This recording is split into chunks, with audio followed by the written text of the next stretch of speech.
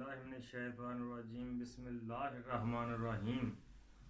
पढ़ो दरूद नबी सरवर ते जिस दा ऐड पसारा, नाल शफात सरवर आलम, मैशर विच छुट सी आलम सारा।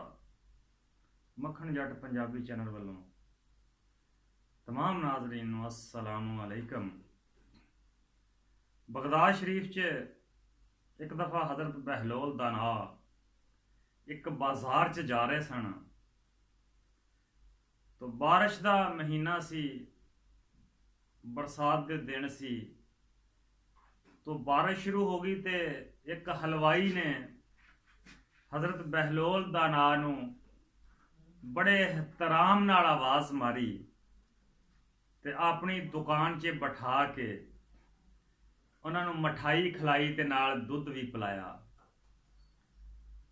हज़रत बहलोल दा नां ओदी अकीदत वेख के कुछ वेला ओदी दुकान च बैठे, उस तो बाद दुआवां दिंदे हुए बाजार च निकल के अपने रस्ते ते टुर पे। थोड़ा जिहा अगे गए, चूंकि बरसात सी, बारिश हल्की हल्की होके हटी सी, बाजार च कुछ चिक्कड़ सी।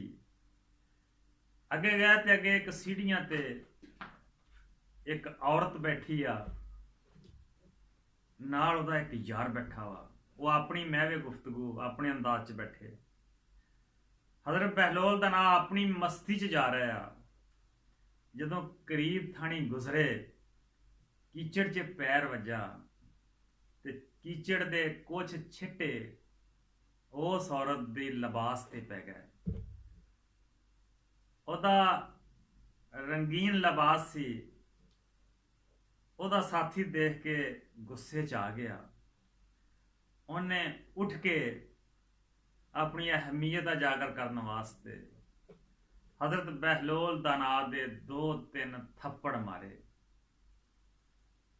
तो हज़रत बहलोल दा नां थप्पड़ खाण तो बाद आसमान दे पासे नज़र उठाई, आख्या वाह कुदरतां वालिया, तेरी मर्जी आ, किते मिठाई खिला के दुध पिलाना, किते बगैर गलती तो ही राह जांदियां होया थप्पड़ मरवाना।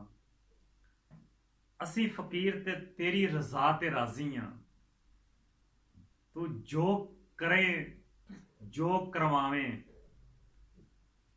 आमीन। ये गल कह के हज़रत बहलोल दा नां फिर अपने रस्ते ते चल पे। तो आपने सफ़र शुरू कर दिता अपनी मंजिल वाल।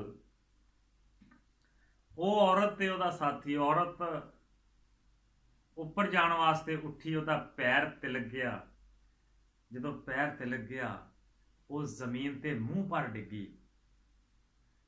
ओदे इन्नी जबरदस्त चोट लगी कि ओदी आहो पुकार सुन के लोग इकट्ठे हो गए।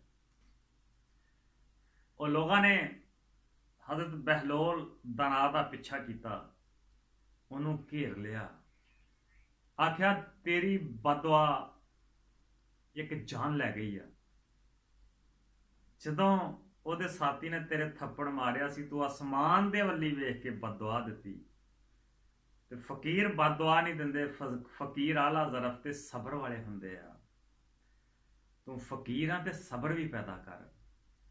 हज़रत बहलोल दा नां उन्हां दी गल सुन के फरमान लगे, मैं कोई बददुआ नहीं दिती, असल च ये राज की बात आ। अगर तुसी जानना चाहते हैं तो ये यार यारां दी लड़ाई आ, यारां यारां दा आपस च कलैश आ। मैं बेदोशा वां, मेरा विच कोई दोष नहीं। आख्या वो किवें? आख्या वो इवें